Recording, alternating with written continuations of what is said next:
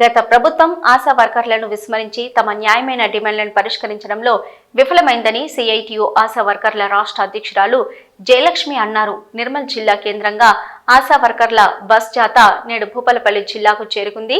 ఈ సందర్భంగా మాట్లాడుతూ ప్రభుత్వం తమ న్యాయమైన డిమాండ్లను పరిష్కరించాలని కోరారు. ఈ నెల 31వ తేదీన సుందరయ్య పార్కులో జరగనున్న సభను విజయవంతం చేయాలని పిలుపునిచ్చారు. పేరు P Jayalakshmi, Telangana ASHA workers union రాష్ట్ర అధ్యక్షురాలని సిఐటియు. ఆశా వర్కర్ల రాష్ట్ర బస్సు జాత ఈరోజు ఉదయం జయశంకర్ భూపాలపల్లి జిల్లాకు చేరుకుంది. చేరుకోగానే ఇక్కడున్న ఆశా వర్కర్లు సిఐటియు నాయకత్వం అందరూ ఘనంగా స్వాగతం పలికారు. వారికి ధన్యవాదాలు. ఈ జాత ఈ నెల 15వ తేదీన నిర్మల్ జిల్లాలో మేము ప్రారంభించాం. అనేక జిల్లాలు తిరుగుతూ ఇక్కడికి వచ్చాం.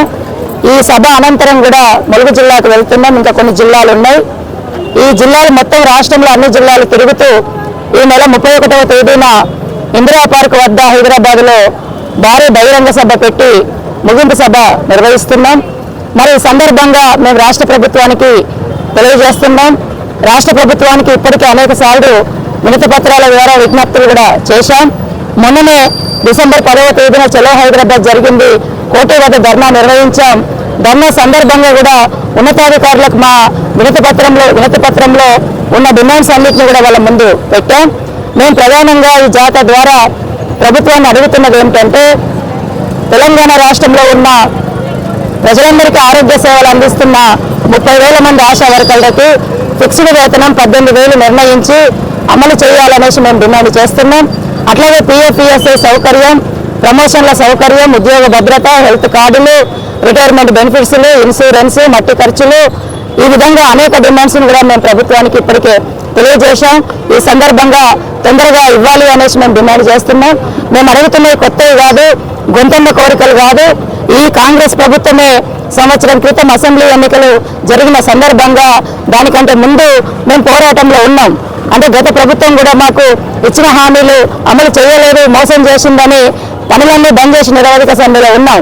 ఆ సమ్మె సందర్భంగా మా టెంట్ల కిందకి వచ్చి ఇప్పుడున్న ఎమ్మెల్యేలు, మంత్రులు, సీతక్క గారు, అట్లాగే ముఖ్యమంత్రి గారు రేవంత్ రెడ్డి గారితో సహా మా టెంట్ల కిందకి వచ్చి మాకు మద్దతు ఇచ్చారు. ఈ డిమాండ్లు మేము ఆ రోజు అడిగాం. ఆ డిమాండ్లన్నీ కూడా న్యాయమైనవి అనేసి అన్నారు. మాకు ఒకసారి అవకాశం ఇవ్వండి, అధికారం ఇవ్వండి, ఓట్లేసి గెలిపించండి, మేము గెలిస్తే ఖచ్చితంగా మీరు అడిగినవన్నీ పరిష్కారం చేస్తామనేసి అన్నారు. మరి అధికారంలోకి వచ్చారు. వచ్చి సంవత్సరం అయింది. సంవత్సరం నుంచి అనేక సందర్భాల్లో మేము అడిగాం, పోరాటాలు చేశాం, ధర్నాలు చేశాం. అయినా ప్రభుత్వం ఎందుకు స్పందించడం లేదనేసి ఈరోజు మేము ప్రశ్నిస్తున్నాం. మరి మీరు ఇచ్చిన డిమాండ్లే కదా, మీరు అన్నయే కదా, మీరు చెప్పినవే కదా, మిమ్మల్ని నమ్మి మీకు ఓటేసి గెలిపించాం కదా, మా బతుకు మారుస్తారనేసి అనుకున్నాం కదా, మరి సంవత్సరం అయినా మీరు పెంచకపోతే మేము ఎట్లా బతకాలనేసి ఈరోజు మేము డిమాండ్ చేస్తున్నాం. అందుకని ప్రభుత్వానికి మేము విజ్ఞప్తి చేస్తున్నాం. ఈ జాత ముగింపు లోపు 31వ తేదీ లోపు ముఖ్యమంత్రి గారు స్పందించాలి. ఆశా వర్కర్లకి 18,000 ఫిక్స్డ్ వేతనం నిర్ణయం చేయాలి, ప్రకటించాలి.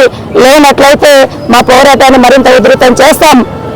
ఎంత ఉధృతం చేస్తామంటే పనులన్నీ బంద్ చేసి నిరవధిక సమ్మెకు సైతం ఆశా వర్కర్లందరూ కూడా సిద్ధం అవుతున్నారనేసి ఈ రాష్ట్ర ప్రభుత్వాన్ని మేము హెచ్చరిక చేస్తున్నాం.